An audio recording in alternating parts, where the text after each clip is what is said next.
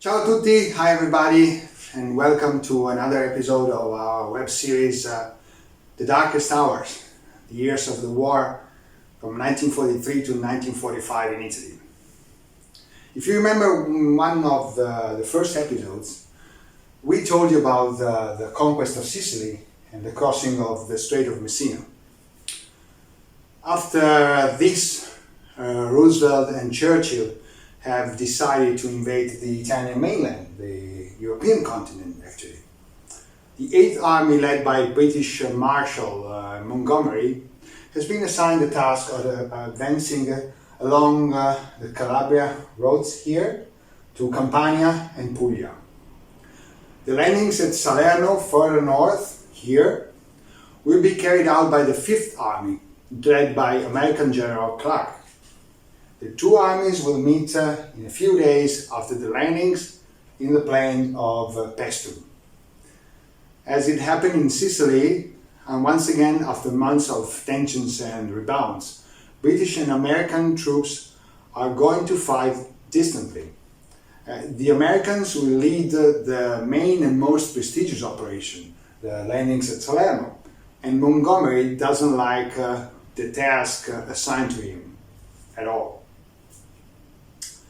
Well, the Anglo-American landing area is here. It's a 50-kilometer coastline between Salerno and Agropoli, with sandy beaches easily accessible from the sea and allowing a rapid penetration for a few kilometers in the mainland. The British north of the Sele River will point towards Battipaglia here, and along the coast directly to Salerno here. And the Americans will drive from here to Eboli.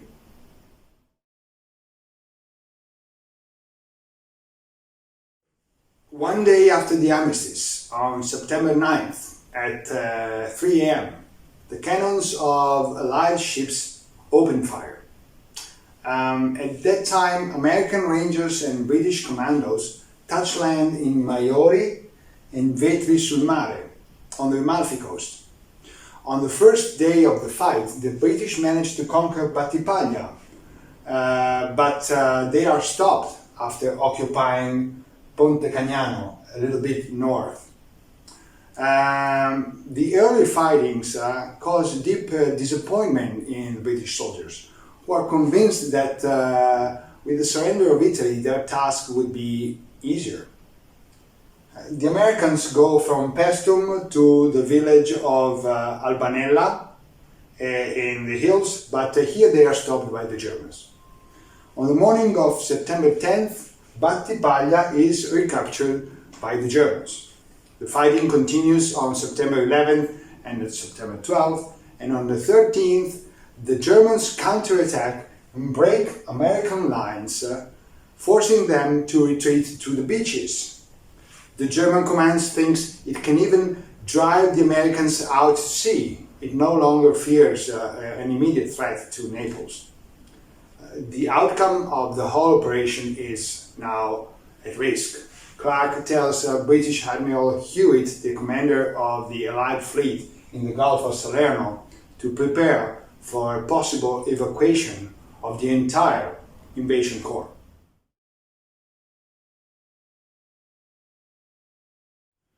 Well, at this point, Clark directs all available reinforcements to the front, reorganizes artillery, and pushes the American troops to resist as much as possible. On the afternoon of September 14th, the German attack fades. And Montgomery, what about him? His advance from Calabria is very poor indeed. Some war correspondents aboard a jeep drive to Paestum without encountering any obstacles, far preceding the avant-garde of the 8th Army. On September 18th, the Germans start to retreat towards Naples, launching a scorched earth campaign. Bridges, roads, telephone stations, public buildings are systematically destroyed along the streets of the retreat. Towns, villages, individual farmhouses are raided mercilessly. The delay in advancing of the Allies allows the Germans to proceed with the systematic destruction of the infrastructure of Naples, particularly the port. Ships and caissons are sunk, while cranes, pontoons, pipelines, high voltage cables are destroyed, and countless mines are scattered.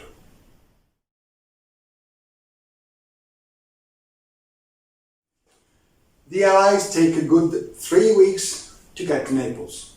On October 1st, the first avant-garde of British troops appear in the southern suburbs. As the Germans retreat, an Allied column led by Clark heads to Piazza Garibaldi, where a festive welcome of freed Neapolitans has been announced. There are few people on the streets. In fact, the bravest inhabitants have gathered in nearby Piazza del Plebiscito. Clark still has his day of glory, immortalized by photographers and filmmakers. The great adventure of the landings at Salerno is over. The Germans have realized that it is possible to stop the Allied advance north of Naples along the various defensive lines they are starting to build on the Garigliano River and Cassino. The Allies have won, but actually they have missed the chance to shorten the fight because of Montgomery's slowness, the inexperience of generals, their insufficient coordination, the absence of a real strategic leadership center.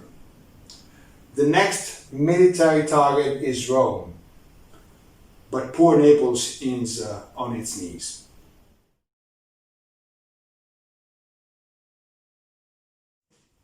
Before the armistice on August 1st, 1943, a terrible bombardment has hit the city, particularly the port, the industrial area, and the railway station, but also surrounding neighborhoods.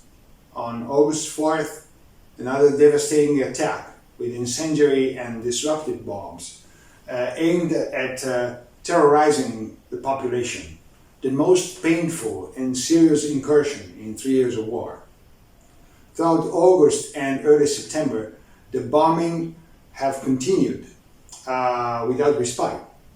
More than 3,000 people have died in American bombings, many of them in the shelters that have been carved into the ancient cavities of the underground of Naples, others in the cavities of the Bourbon Aqueduct, others still in the railway tunnels.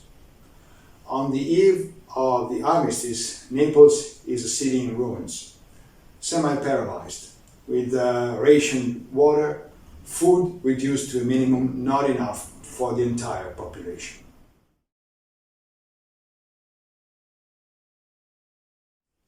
Berlin has ordered German commander Colonel Scholl, the commander of the city, not to leave Naples until it is ashes and mud. On September 12th, after a few minutes of a terrorist bombing, the Germans break into houses and begin looting, violence and destruction. People are driven out, stripped of all their havings, forced to witness the burning of their homes. The university is set on fire. Thousands of volumes are destroyed. More than 4,000 military and civilians are taken prisoner and immediately sent to the station to be deported to Germany. From the 13th to the 27th, the city remains at the mercy of the Germans, who methodically keep on looting and destroying technical industrial facilities and everything they cannot carry away with them. The distraught city is starving. Gas and water are missing. To quench their thirst, Neapolitans resort to dirty and infected wells. Corpses lie beneath the rubble and in the streets. For Neapolitans, it is 15 days of martyrdom.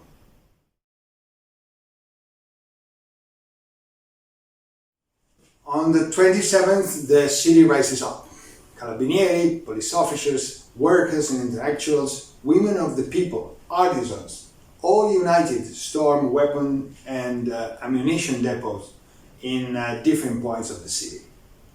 Finally, at 5 a.m. on the 29th, the Germans marched through Via Roma and head north. The city is finally free.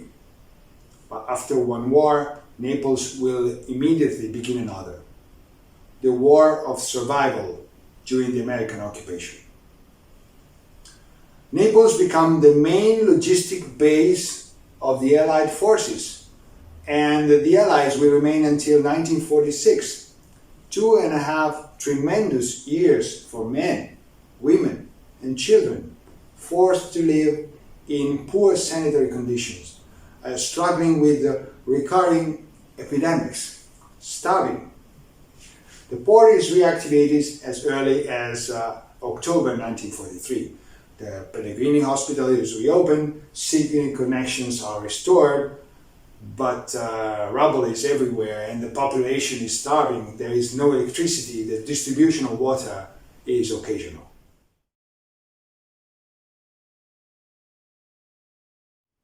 In December, the situation deteriorates throughout liberated Italy. In Naples, it is dramatic because for food, most people rely only on rationing, which is restored with some regularity only on October 21st, but for just 100 grams of bread per capita. There are actually several cases of death by starvation. Inadequate Allied supplies, the difficulty of bringing the products of the main southern granary production centers to main cities due to the crisis of internal transportation, the collapse of the rationing system. All this inevitably leads to a sharp rise in the cost of living and an impressive growth of the black market, which is crucial to ensuring the physical survival of a population. For about 13 months, the city will be the preferred post behind the front line, where more than 100,000 soldiers will arrive. After the fighting on the front of Cassino, they will turn Naples into a place of fun, that is, an immense brothel. Until May 1944, Naples will be the main center of attraction and entertainment for the Allied military engaged in the front line.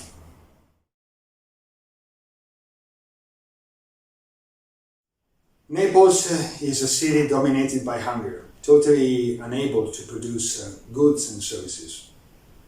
People do not understand anything, stunned by hunger and by bombings, astounded by the wealth of the newcomers.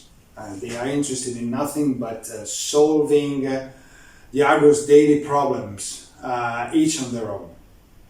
Prostitution reaches impressive proportions. The phenomenon of signorine, women who lure soldiers, is rampant. Widows who must feed their children, girls who lost their families on the incursions, women tired of long times of deprivations. Necessity pushes them all onto the sidewalks. With them are the shoeshine, the shoesha, children who for a few lire clean the shoes of soldiers and collaborate in smuggling and selling stolen cigarettes. Many of them are children of large and stray families. The homeless, they live on the edge. Typhus breaks out, but fortunately it is immediately blocked. It is a terrible time, not only for Naples, but for every Italian city in such condition. Director John Huston, then a captain at the Signal Corps in charge of shooting propaganda documentaries, recounts in his memories. The men and women of Naples were a disinherited, hungry, desperate people, willing to do absolutely everything to survive. People's souls had been raped. It was a city without a God.